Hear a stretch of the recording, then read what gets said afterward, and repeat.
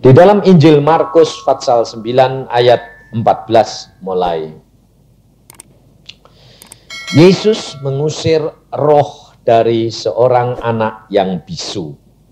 Ketika Yesus, Petrus, Yakobus dan Yohanes kembali pada murid-murid lain, mereka melihat orang banyak mengerumuni murid-murid itu.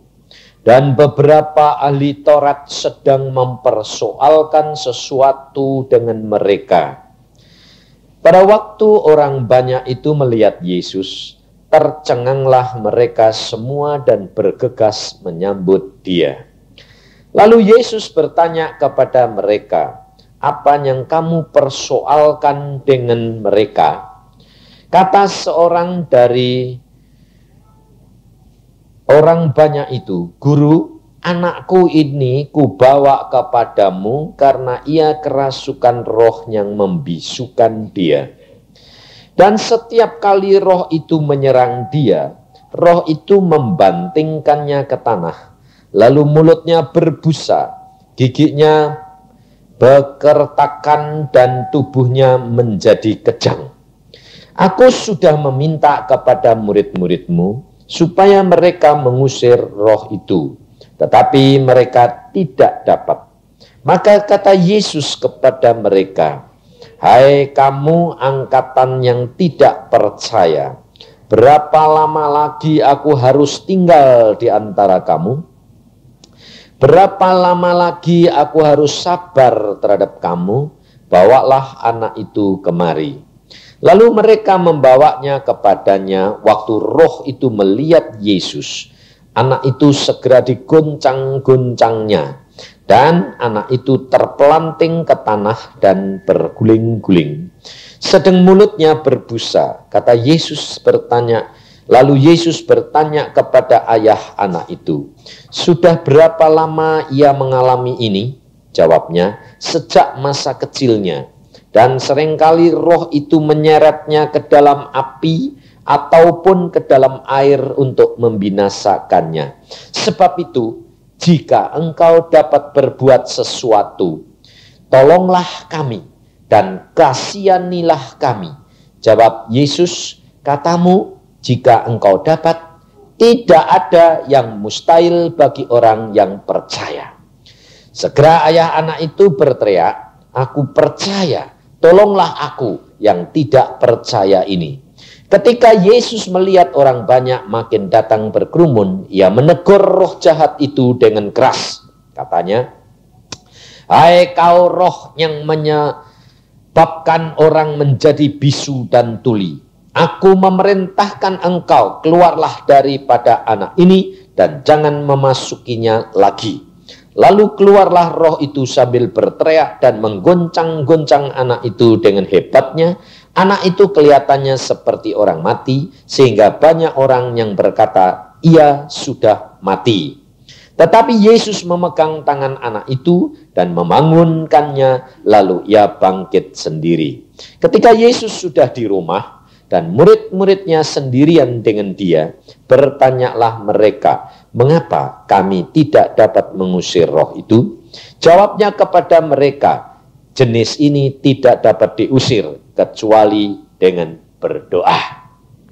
Saudara-saudara yang kekasih dalam Tuhan, kalau kita sudah membaca dan mendengar akan kisah yang dialami oleh Tuhan Yesus ini mengenai seorang anak yang kerasukan setan, kira-kira kalau zaman sekarang ada anak yang sakit begini, saudara tahu itu sakit apa? Ayan, tahu enggak? Sakit ayan. Nah, kira-kira kalau zaman sekarang, saya kira ini terlalu keras sedikit ya. Kira-kira kalau zaman sekarang ada anak yang sakit ayan, kira-kira saudara punya pendapat sama dengan Alkitab atau tidak? Itu dikuasai roh atau saudara anggap, oh itu sakit biasa? Saudara anggapannya bagaimana sekarang saya tanya? Hah? Ayo. Yang bilang cuma sama kok cuma satu, ibu itu toh. Yang lainnya bagaimana? Hah? itu dikuasai roh atau hanya sakit biasa, sakit bawaan, sakit turunan? Nah, ini bilang sakit turunan. Soalnya kalau saudara pergi ke dokter, sakit ayan ini bisa disembuhkan enggak? Ayo. Jadi saudara ini hidup di dalam zaman sekarang loh, zaman modern.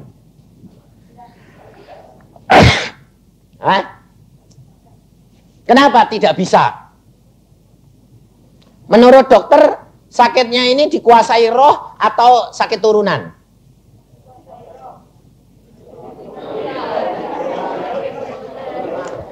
Menurut dokter sakit turunan.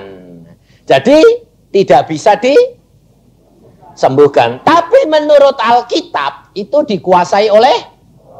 Nah, sekarang kamu jadi orang Kristen berdiri di antara ilmu pengetahuan atau Alkitab? Alkitab. Baik. Konsekuen ya. Kalau saudara berdiri di atas Alkitab, sekarang saya tanya, mengapa saudara tidak dapat menyembuhkan mereka?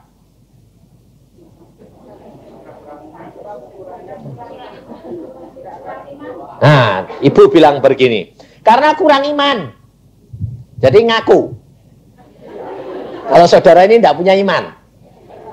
Jadi orang Kristen ternyata tidak punya iman. Padahal Yesus berkata kepada murid-muridnya tadi, murid-muridnya bertanya ketika Yesus sudah di rumah dan murid-muridnya sendirian dengan dia. Bertanyalah mereka, mengapa kami tidak dapat mengusir roh itu? Jadi murid-murid Tuhan Yesus ini sudah nyoba belum? Sudah, tapi tidak bisa. Sebab apa? Yesus tidak berdoa. Sekarang saya tanya, saudara kalau menghadapi penyakit kayak gitu, saudara mau ngusir sembahyang dulu enggak? Sembahyang. Apa berani kamu ketemu terus langsung bilang, setan pergi? Kamu yang malah lari sama setan ini nanti. Saudara tahu bahwa saudara juga saya yakin sudah sembahyang. Pasti toh. Tetapi apa jawaban Yesus? Jenis ini tidak dapat diusir kecuali dengan berdoa. Nah, mengapa jawaban Yesus kok aneh? Padahal saudara sendiri kalau menghadapi kenyataan situ, saudara sudah berdoa, tapi setannya tidak keluar. Ternyata orangnya sakit terus tuh. Betul tak? Makanya kamu, saudara menjadi orang Kristen tidak dapat menjadi saksi. Karena apa? Saudara tidak dapat membuktikan bahwa Alkitab ini masih tetap sama dan tidak pernah berubah. Saudara perhatikan, Yesus pada waktu dia di dalam dunia, Yesus ini manusia biasa atau Allah? Manusia biasa seperti saudara dan saya. Mengapa? Karena Yesus di dalamnya ada Roh Kudus, saudara dan saya di dalammu ada juga Roh Kudus. Ada tak? Kenapa bedanya saudara sama Yesus? Ayo, di mana letaknya? Sebab letaknya di sini. Yesus berkata bahwa jenis ini tidak dapat dikeluarkan hanya dengan doa. Artinya, karena roh itu, jahat itu yang menguasai orang itu, hanya dapat diusir oleh roh juga. Ngerti enggak? Jadi tidak dapat engkau usir dia secara jasmani. Tetapi kamu dapat mengusir roh itu kalau roh itu kalah kuat oleh roh yang lain. Nah, roh yang lain itu ada di dalam kamu adalah Roh Kudus. Nah, sekarang saya tanya, kenapa kok saudara tidak bisa ngusir dengan melalui kuasa Roh Kudus? Nah, ini masalahnya sekarang. Sebab apa? Sebab saudara tidak pernah bergaul karib berdoa, kata Yesus. Sebab saudara tidak berdoa. Kalau saya katakan kepada saudara, saudara berdoa. Ya, berdoa. Tapi berdoamu bagaimana? Hanya di mulut. Contohnya saya kasih bukti. Saudara kalau berdoa bisa kontak sama Tuhan. Tahu enggak kalau doamu itu diterima atau tidak? Ayo tak tanyai, jadi orang Kristen ini sudah berapa tahun ini? Saudara kalau berdoa, saudara bisa tahu enggak doamu sudah sampai ke hadapan Allah atau tidak? Ayo. Tahu enggak? Tahunya bagaimana? Nah, ini masalahnya. Kalau cuma saudara berkata begini, saya yakin doa saya sudah sampai. Ya, cuma yakin toh loh. Enggak tahu toh. Nah, karena apa? Karena saudara belum tahu rahasianya doa. Yesus berkata, setiap orang yang mau menghampiri Allah, dia harus menghampiri Allah dengan roh dan kebenaran. Hanya dua. Sebab apa? Sebab Allah itu roh dan kudus dan benar. Kalau engkau tidak dapat menghadap kepada Allah dengan roh dan kebenaran, engkau tidak bakal ketemu dia. Ini masalahnya, saudara. Saudara kalau sembahyang terus terang. Saudara kalau sembahyang itu langsung ngomong, setelah habis ngomong, amin, atau nunggu Tuhan bicara sama kamu. Ayo, tak tanyai sekarang. Yang dinamakan berdoa itu kan komunikasi dengan Allah. Betul enggak? Lah kalau komunikasi itu dua arah atau satu arah? Hah? Dua. Pernah dengar Allah jawab? Nah, enggak pernah toh? Jadi ternyata kalau kamu berdoa itu satu, apa itu? Itu doa atau tidak? Tidak. Itu laporan. Ini loh saudara. Karena apa? Karena saudara tidak mengenal akan isi Alkitab. Bagaimana cara Yesus hidup. Ini rahasianya. Saudara cuma jadi orang Kristen kerap kali apa? Cuma datang gereja, pendeta ngomong, sudah dengar firman, pulang, selesai. Satu. Kedua, siapa yang ngajari saudara kalau berdoa mesti tutup mulut? Tutup mulut. Tutup mata. Siapa yang ngajari? Apa pendeta bilang? Mari saudara, kita tutup mata dan tunduk kepala. Nggak ada, pendetanya kadang-kadang kali kan. Mari saudara kita berdoa, tunduk kepala berdoa. Betul tak? Siapa yang ngajari kamu tutup mata? Soalnya apa? Sebabnya Anda diajar dari kecil, mulai sekolah minggu, kalau sembahyang suruh tutup mata, betul tak? Soalnya apa? Kalau buka matanya lihat sana lihat sini. Lalu doanya ini tidak dapat terarah. Lebih-lebih anak muda, laki-laki ini. Kalau lihat ada perempuan yang cantik, matanya keleleng. Nah, itu sembayangnya sembayang apa? Maka dari itu saudara perhatikan, kehidupan kekristenan ini bukan perkara-perkara daging, tapi adalah perkara-perkara roh, saudara tahu. Saya pernah diberi penglihatan oleh Tuhan bahwa doa orang Kristen itu semua masuk di meja Tuhan. Saya lihat sendiri mejanya itu. Mejanya itu tidak seperti meja biasa. Mejanya itu seperti dari marmer tapi kayak berlian tebalnya segini. Besar. Saya bilang, wah, belum pernah ada meja seperti ini Tuhan.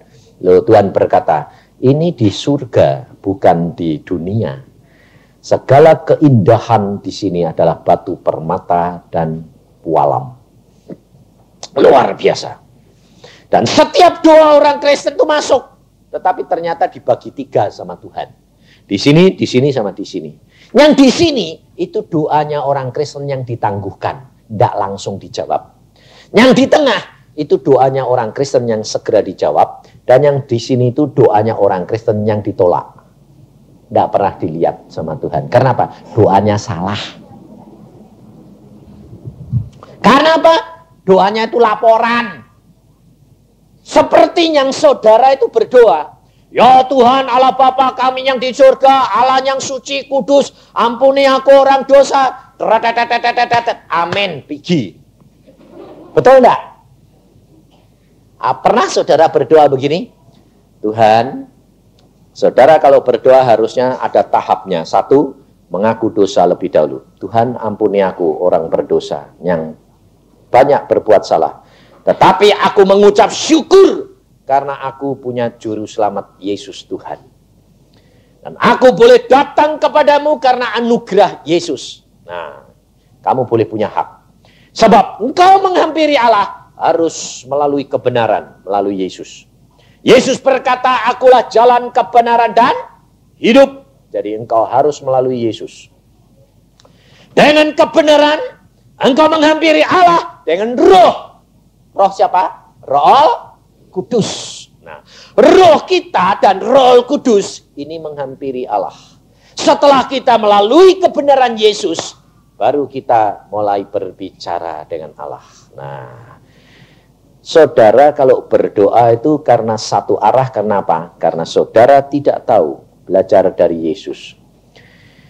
Dia perhatikan, Yesus kalau berdoa, pada waktu dia menghadapi Lazarus yang mati, doanya bagaimana?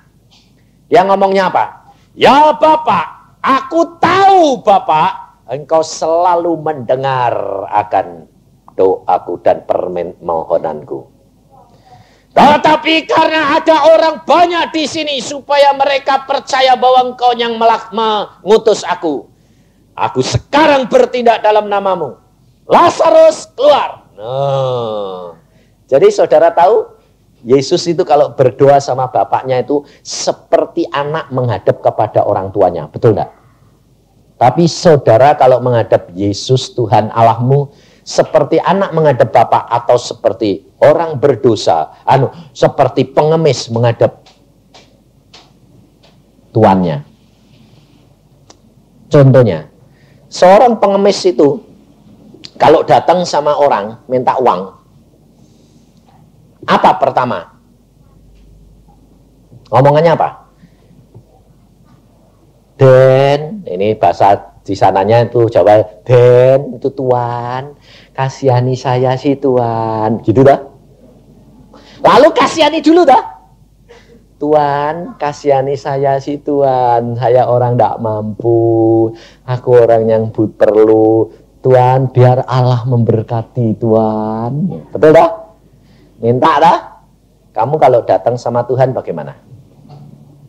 Tuhan, Engkau Allah yang maha kuasa, ampuni aku, kasihani aku orang dosa ya Tuhan, berkati aku ya Tuhan. Persis enggak? Hah? Persis enggak? Persis tak? Nah, setiap pagi datang kepada Yesus, siang datang, sore mau tidur, datang, doanya tetap sama. Itu permintaan jembel atau permintaan anak. Sekarang kalau anakmu datang sama kamu, setiap kali datang sama bapaknya mau bayar uang sekolah, Papa yang baik, kasihani saya sih Pak, Mbak bayar sekolah ya Pak, mau minta jajan ya Pak, kira-kira malah dikasih apa? Dikasih keplok. Nah, saudara tahu mengapa? Engkau selalu merasa orang dosa, orang yang perlu dikasihani, sebab engkau tidak sadar bahwa hidup saudara sudah ditebus oleh Yesus dan engkau menjadi anak Yesus. Diangkat menjadi anak, punya hak waris.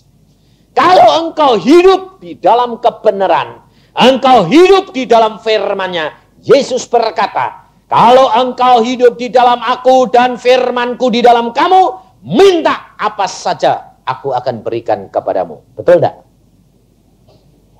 Kenapa engkau selalu minta belas kasihan? Karena saudara tidak mengenal firman Tuhan. Saya terus terang kalau berdoa sama Tuhan, kalau saya berbuat dosa, memang saya katakan, Tuhan, waduh aku berbuat dosa, minta ampun ya Tuhan, ampun tenan sungguh, ampun, saya bilang. Seperti seorang anak yang berbuat melanggar orang tuanya, minta ampun, betul tidak? Itu betul. Tapi kalau anak ini berbuat benar, apakah dia selalu datang minta ampun? Kalau butuh apa-apa dia bilang, "Papa, minta duit." Ngomong gitu toh. "Papa, minta jajan." Gitu toh. Masuk ngomongnya bilang, "Kasihani saya Papa, kasihani ya Papa." Tidak pernah. Nah, ini saudara tidak mengenal. Tidak tahu. Saya kalau bicara sama kalau berdoa sama Tuhan, saya kerap kali ngomongnya seperti saya menghadap kepada Tuhan saya atau Bapak saya. Saya bilang, "Tuhan, aku mau memberitakan firman-Mu loh. Engkau urapi aku, apa yang anak-anak-Mu butuh, aku berikan kepadaku, aku sampaikan kepada mereka." Ngomong. Lalu pada waktu itu apa? Saya langsung bilang, "Amin, pergi." Itu laporan. Harus diem, memuji dia. "Tuhan, Engkau Allah yang baik. Aku tunggu apa yang Engkau mau bicara kepadaku." Dia ngomong, "Bawa firmanku ini." Nah, itu doa. Makanya saya tanya, kenapa engkau tidak bisa mengusir setan? Sebab kamu tidak berdoa, tapi laporan. Ini, saudara. Maka dari itu, kalau kamu percaya, kamu baca Alkitab. Sebabnya kenapa saya katakan? Sebab saya berani ngomong kepada saudara. Saya tahu persis saudara ini tidak suka baca Alkitab. Kalau baca Alkitab ngantuk. Ayo jujur, betul enggak? Nah, karena Alkitab itu sebetulnya komplit. Obat ngantuk ada. Jadi kalau tidak bisa tidur, baca Alkitab mesti tertidur. Siapa di antara saudara menjadi anggota gereja di sini sudah membaca Alkitab sampai habis, dari Kejadian sampai Wahyu? Belum ada? Nah iya, bayangin. Jadi orang Kristen berapa tahun? Ayo, tidak malu saudara ini. Kenapa saudara tidak baca? Sebab apa? Sebab engkau belum pernah jatuh cinta sama Yesus. Ini terus terang saya katakan. Sebab seorang yang jatuh cinta, sama seseorang yang lain, lalu orang itu di luar kota, dia nulis surat. Suratnya dibaca berapa kali? Cuma sekali? Tidak mungkin. Pasti sampai dibolak-balik, sampai kumal. Bahkan kadang-kadang dibawa tidur, betul kan? Nah, kalau orang itu nulis surat di luar kota, yang diceritakan itu orang lain atau dirinya sendiri? Kalau orang sedang jatuh cinta, dirinya sendiri, betul loh? Lalu surat ini dikirim kepada kekasihnya dan di sana dibaca berkali-kali. Pesen apa?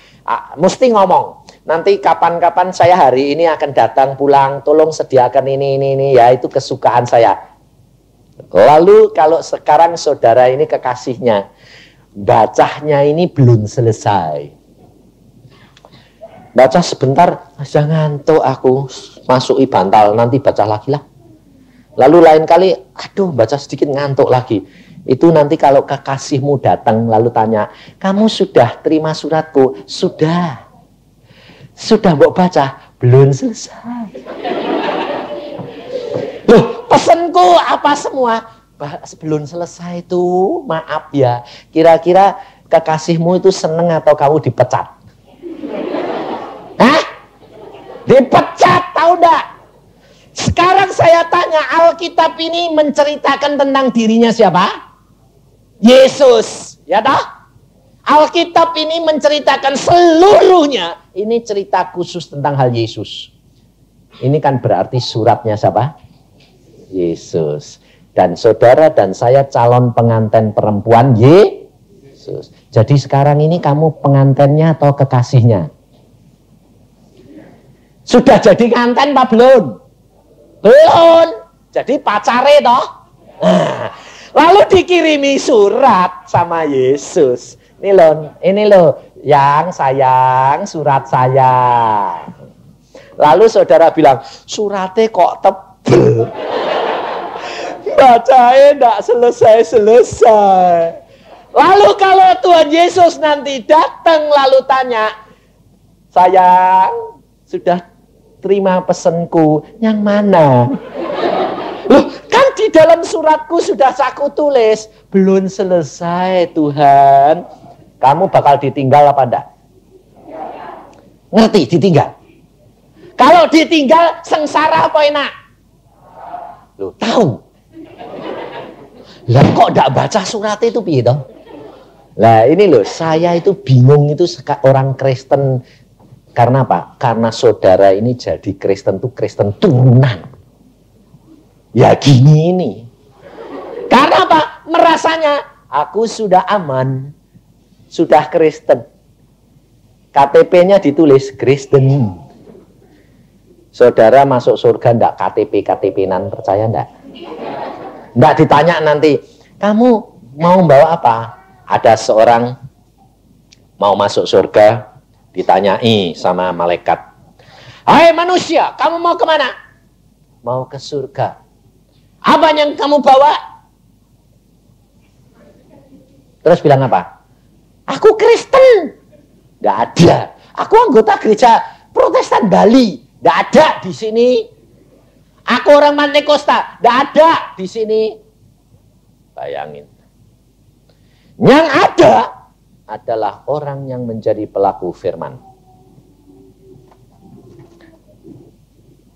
Yang ada hanya orang yang menjadi pelaku firman. Sebab Tuhan Yesus berkata, apa gunanya engkau panggil aku Tuhan, Tuhan, tapi engkau tidak melakukan firman-Ku. Betul enggak? Dan bagaimana saudara mau melakukan firman? Wong enggak pernah baca. Yang dilakukan apa? Ayo, sadar enggak sekarang? Bahwa saudara sebetulnya perlu baca Alkitab. Betul enggak? Saudara tahu, Alkitab ini saya diperintah oleh Tuhan Yesus pada waktu umur 12 tahun. Pada waktu saya masih berumur 12 tahun, Tuhan berkata kepada saya, baca Alkitab dari Kejadian sampai Wahyu, setiap hari 4 fatsal. Dalam waktu 8 bulan habis. Umur saya sekarang 54, saudara. Dan setiap hari saya mesti membaca Alkitab sampai sekarang minimal 5-10 fatsal. Dan Alkitab ini sudah habis saya baca 70 kali. Tapi Allah berkata, Yesus berkata, baca terus. Mengapa saya berkata, Tuhan, aku sudah baca 60-70 kali. Baca terus. Kenapa? Karena dengan membaca, maka engkau akan lebih mengenal aku dan akrab dengan aku. Watak dan perangaiku, apa yang aku suka, engkau tahu dan engkau lakukan. Itu yang menyebabkan apa saja yang engkau minta, aku berikan kepadamu. Sebab Alkitab sudah berkata, Yesus sendiri sudah berjanji, jikalau engkau di dalam aku, engkau di dalam Yesus, dan firman-Ku di dalam kamu, minta apa saja, engkau akan diberikan. Makanya kenapa saudara menjadi orang Kristen, kalau minta-minta tidak pernah diberi. Kenapa?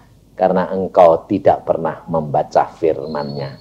Firman-Nya tidak ada di dalam kamu, dan kamu tidak hidup di dalam kebenaran Dia. Karena apa? Bagaimana kamu hidup di dalam kebenarannya? Kamu tidak tahu baca firman-Nya. Maka dari itu banyak orang Kristen dibuat permainan sama setan. Orang ada kerasukan setan, tidak bisa ngusir. Sebab apa? Sebab mereka tidak tahu isinya firman. Dia tidak tahu berdoa. Dia tidak punya kuasa. Karena Roh Kudus tidak menyatakan dirinya dalam diri engkau. Maka dari itu saudara, engkau harus belajar. Setiap orang Kristen harus menjadi saksi, bukan pemberita. Pada waktu saya di Jakarta, ada seorang ibu. Dia berkata begini, Pak, tolong doakan saya. Kenapa? Saya tidak bisa tidur 8 tahun. Tidak pernah bisa tidur 8 tahun.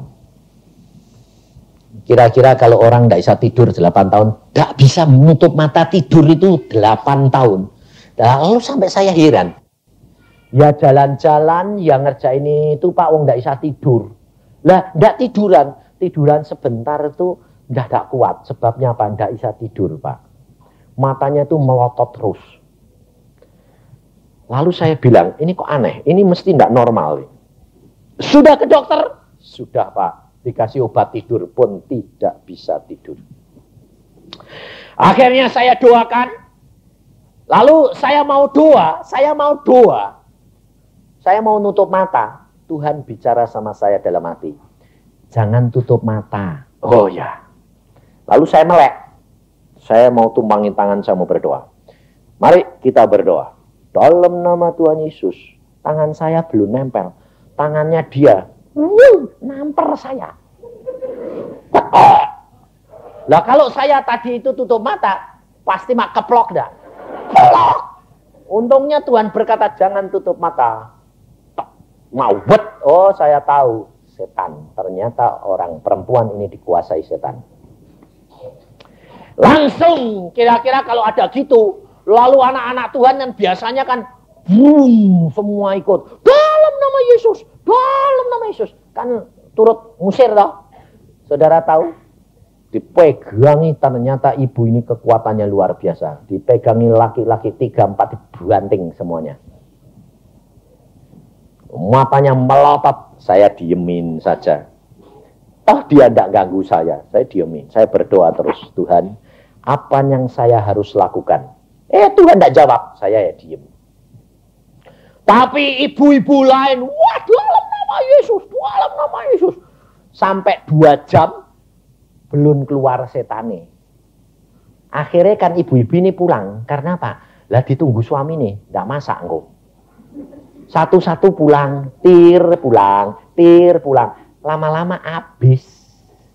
Lalu ada 2 laki-laki bilang gini, Pak Yusa, ini diapain? Saya bilang, diemin. Dia mau bunuh diri.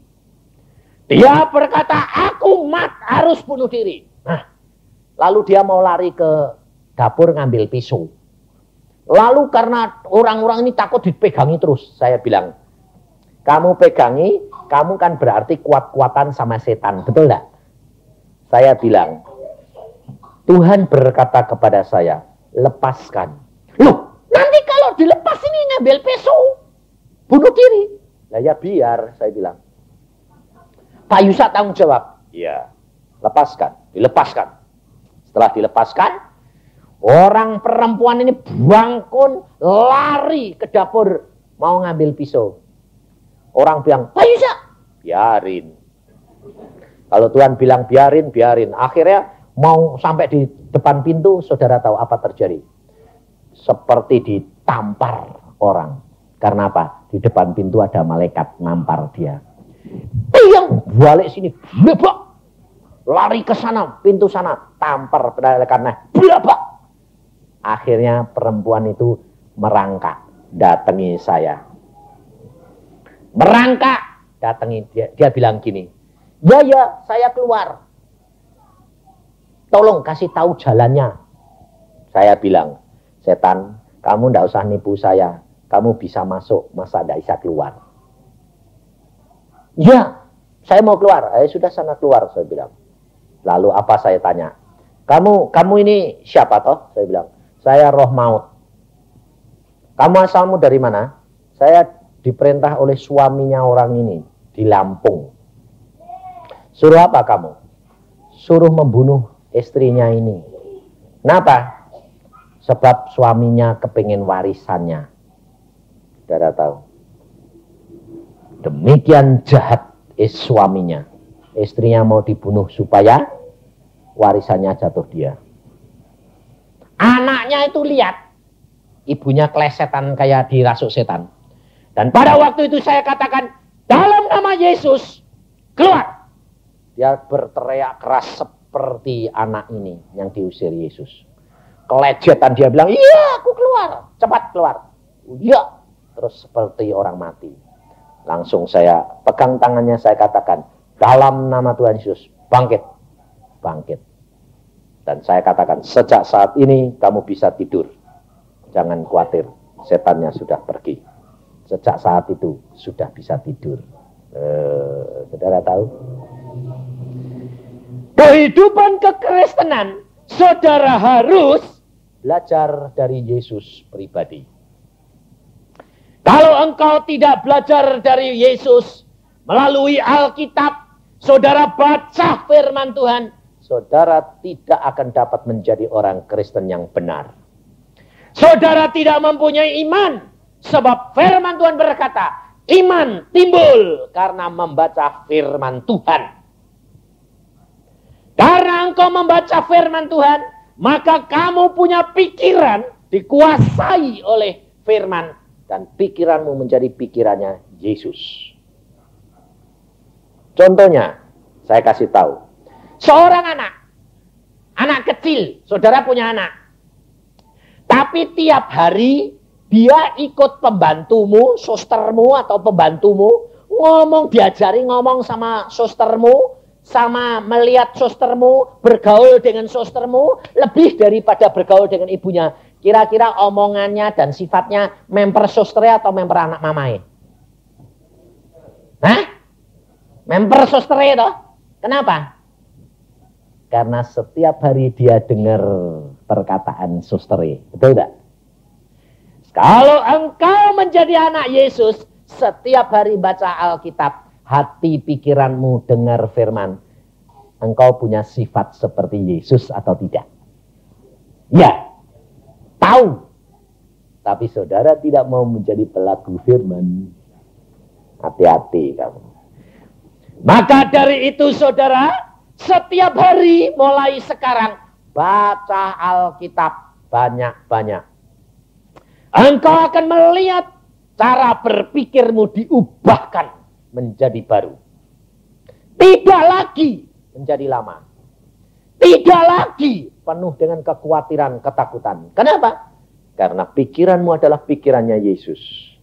Pikiran Yesus, dia percaya kepada Allahnya yang Maha Kuasa, Bapaknya, dan dia tidak pernah takut dan khawatir. Bahaya, bencana, kekurangan, kekhawatiran, sakit penyakit boleh datang, tapi tidak akan mempengaruhi dia. Karena apa? Dia tahu Bapaknya Maha Kuasa dan sanggup lakukan segala perkara. Betul tidak? Maka dari itu saudara, saya berani katakan ini kenapa? Saya ini seorang dokter. Saya di pemerintahan itu adalah seorang wakil direktur. Dan direktur saya pensiun. Saya mau diangkat dulunya, tahun 80. Dan pada waktu itu Tuhan berkata, tutup praktek, jadi hambaku. Dan saya bilang sama Tuhan, Tuhan, tutup praktek. Ya. Keluar dari jabatan direktur ini. Ya. Jadi hambamu. Ya. Jadi gembala atau penginjil? Jadi penginjil. Tidak boleh punya gembala, tidak boleh punya sidang jemaat, tidak boleh. Yang ngasih makan siapa? Aku. Nah, kira-kira kalau saudara tidak kenal akan Yesus, ada suara bilang begitu, saudara kira-kira percaya apa enggak? Ayo tak tanyai sekarang kamu. Kira-kira saudara bingung enggak? Tuhan kok setan sih ngomong? Betul enggak? Nah, satu. Kedua, berani enggak meninggalkan prakteknya? Tutup. Tinggalkan direktur. Tidak punya gaji, tidak punya apa-apa. Berjalan dengan iman. Ayo. Menurut saudara enak mana? Enak jadi dokter atau enak jadi penginjil? Enak jadi direktur toh? Enak jadi dokter toh? Nah, kenapa? Karena saudara belum kenal akan siapa Tuhanmu Yesus. Saudara tahu?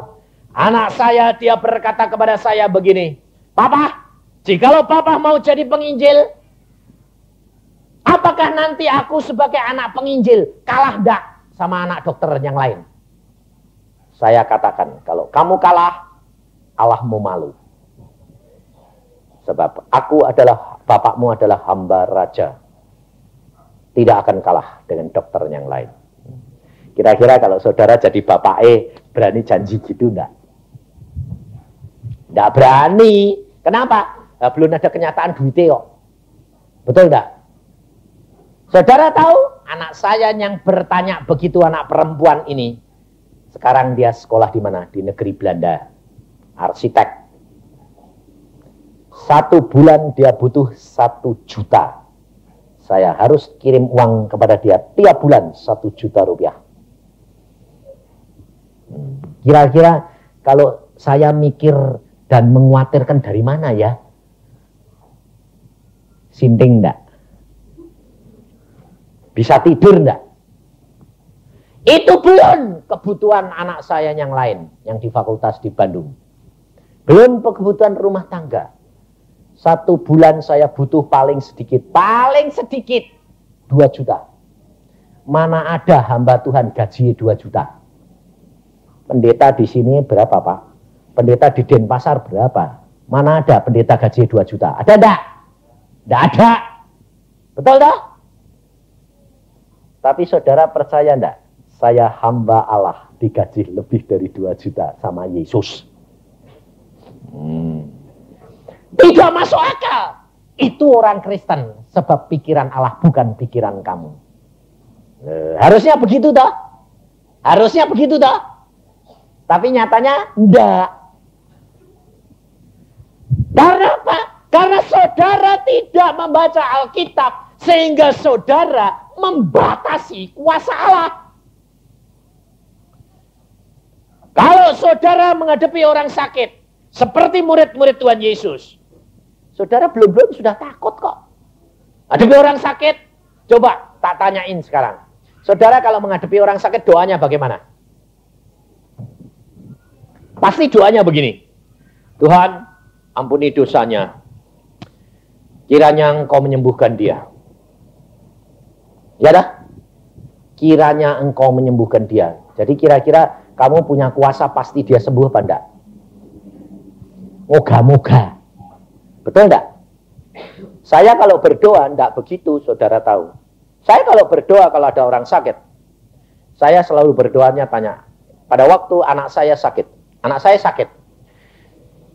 Sakit, bukan sakit gampang. Sakitnya itu panasnya 40 derajat Celcius 2 minggu. 41 derajat Celcius 2 minggu. Akhirnya diperiksa dokter bilang apa? Wah, tidak bisa ketulungan. Karena matanya buta, telinganya tuli. Dan dokter mengatakan, kalau ini sembuh, cacat. Ini anak perempuan saya yang sekolah di Belanda. Pada waktu itu umur 9 tahun. Dan dokter mengatakan, wah anakmu tidak ketulungan. Bagaimana saya berdoa? Saya berdoanya begini. Tuhan, Engkau lihat anakku sakit. Keadaannya begini. Apa yang aku harus lakukan? Ini. Tuhan berkata, stop semua obat. Doa dan puasa. Anakmu sembuh. Saya berkata, stop semua obat. Kita doa puasa. Saya sama istri saya. Saya berdoa puasa. Apakah lalu hari pertama doa puasa, saya lihat anak saya, wah sudah sembuh. Enggak, tambah parah. Hari kedua, tambah parah. Hari ketiga, tambah parah. Hari ke-10, anak saya ngomong, mau pulang ke surga, mau mati. Kira-kira kalau saudara jadi ayah ibu dapat gitu lalu bilang apa? Loh, katanya Tuhan suruh doa puasa, kok tambah mau mati? Ya dah, itu beriman atau tidak? Saya pergi kantor, pulang dari kantor, saya tanya ayah saya, bagaimana anak saya sudah mati? Wong anaknya sakit kok tanyanya sudah mati.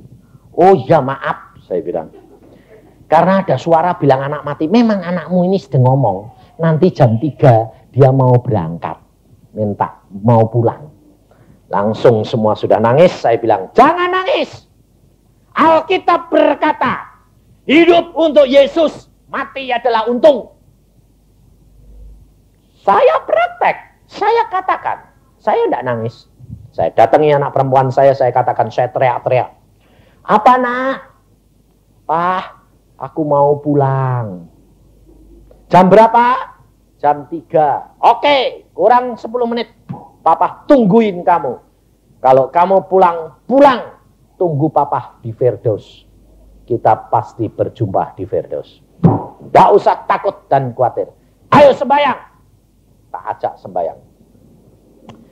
Tuhan, Engkau berkata bahwa Engkau suruh aku doa dan puasa. Anakku sembuh.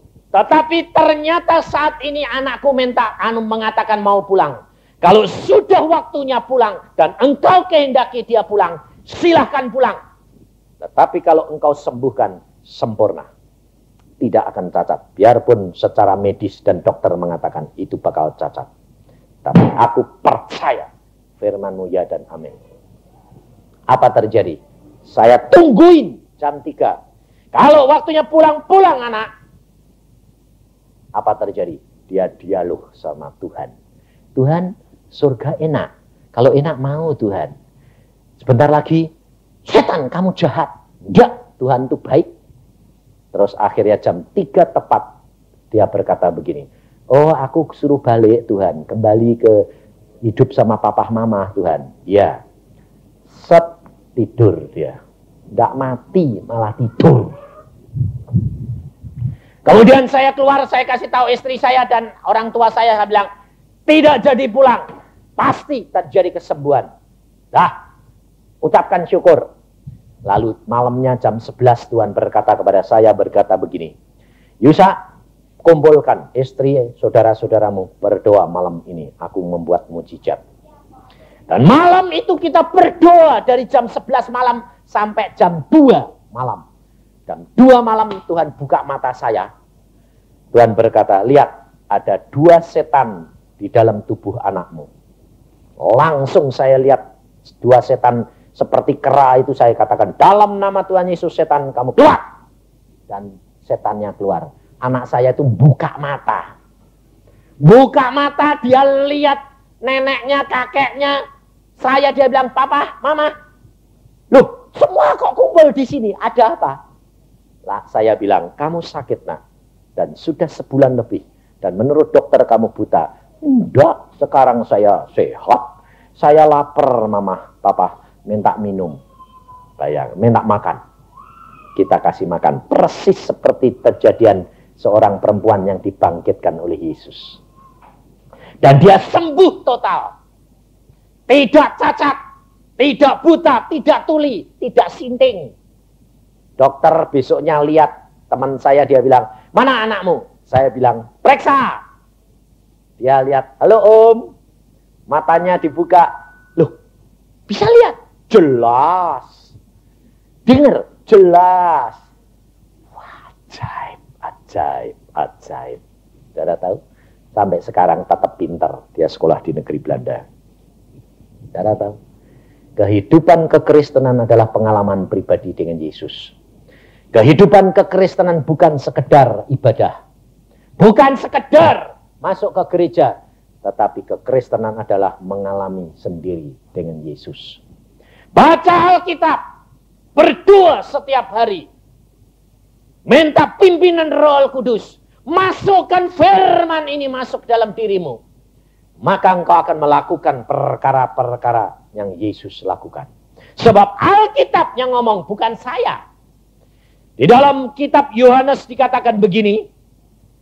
Saya akan bacakan kepada saudara supaya saudara tahu bahwa Alkitab ini ya dan amin dan luar biasa. Di dalam Yohanes pasal yang ke-12.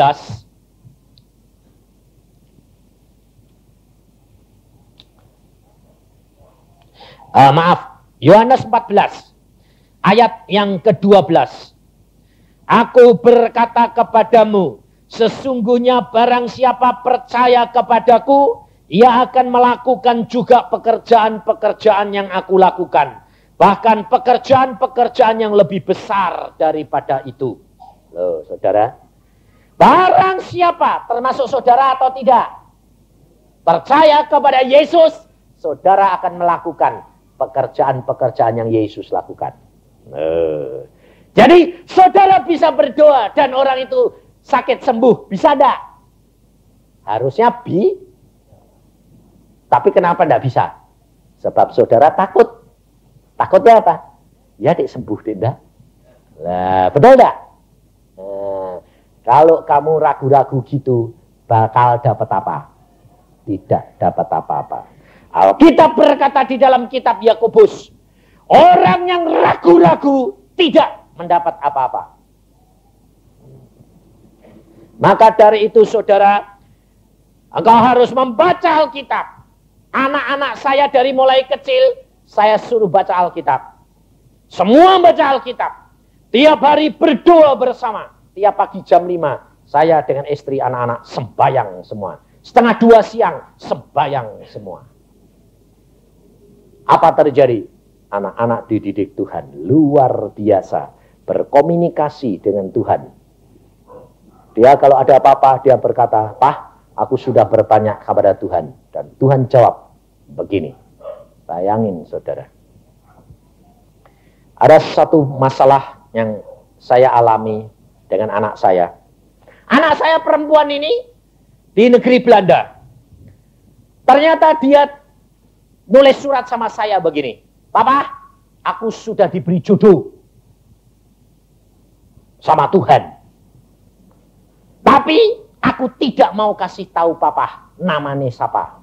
Bayangin saudara. Ayo. Papa tanya Tuhan. Kalau memang itu jodohku, papa mesti dikasih tahu namanya sama Tuhan. Dan papa tulis surat sama saya. Kalau itu betul, itu baru jodohku. Kira-kira kalau saudara punya anak gitu, saudara berani enggak? Ayo, diuji. Betul enggak? Papahnya ini benar-benar bisa komunikasi sama Tuhannya atau tidak?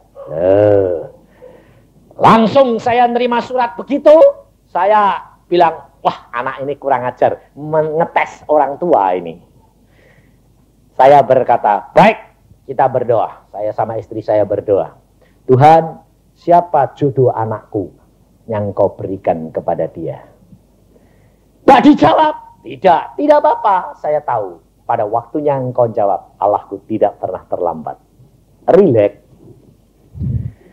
Pada waktu saya mau balas suratnya, setelah 3 hari saya mau balas suratnya, sebab saya mau bikin Injil lagi, saya mau balas surat. Langsung saya nulis surat. Saya berkata, saya doa, Tuhan, aku ini balas surat anakku, tolong kau beritahukan nama jodohnya anakku siapa.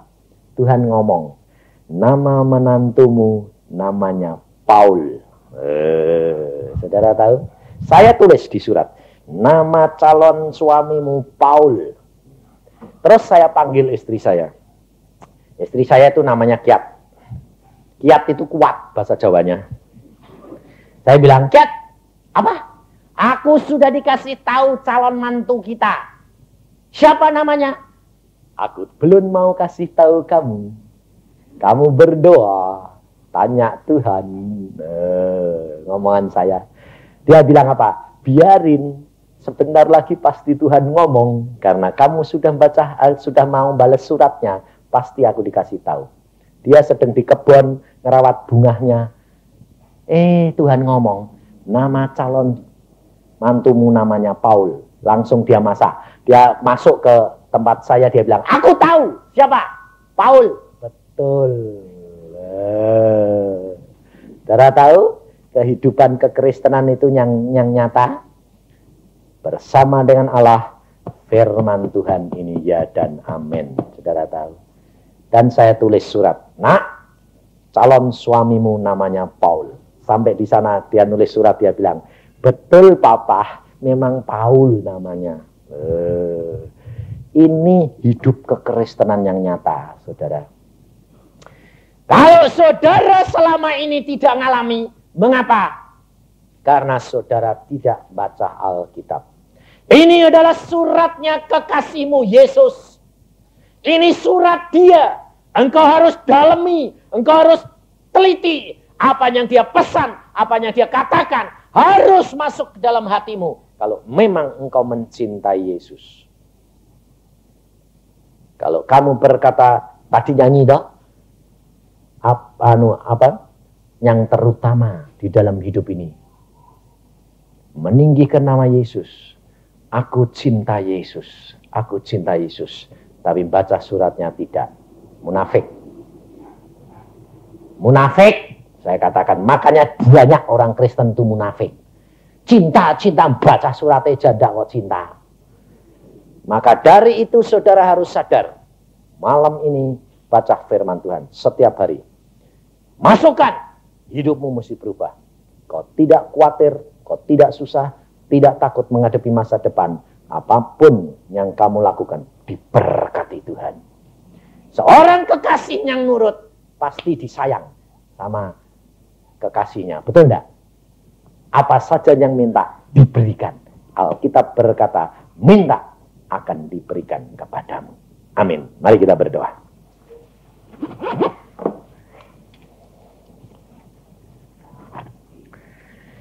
Tuhan, firman-Mu sudah hamba sampaikan. Dan kalau pada malam hari ini anak-anak-Mu mulai mau membaca firman-Mu. Dan kalau mereka berdoa untuk orang sakit. Kalau mereka berdoa untuk orang lain. Hamba mohon Engkau dengar dan Engkau lakukan Tuhan. Sesuai dengan janji-Mu. Di mana 2-3 orang berkumpul dalam nama-Mu. Engkau akan hadir di tengah-tengah mereka. Dan apabila mereka menumpangkan tangan kepada orang sakit. Dan mereka berdasarkan firman-Mu. Maka mereka akan mendapatkan kuasa dan kemampuan untuk mendapatkan kesembuhan. Supaya kehidupan kekristenan anak-anak-Mu ini Tuhan. Bangun, bangkit. Dan mereka mengalami satu kenyataan hidup yang nyata dengan Yesus. Bahwa Yesus tidak pernah berubah. Yesus tetap sama dulu, sekarang, dan akan datang. Dan jadikan mereka saksi-saksi-Mu yang hidup dan nyata. Terima kasih Tuhan. Biarlah anak-anak-Mu mengalami secara pribadi dengan Engkau. Karena Engkaulah Allah kami yang luar biasa.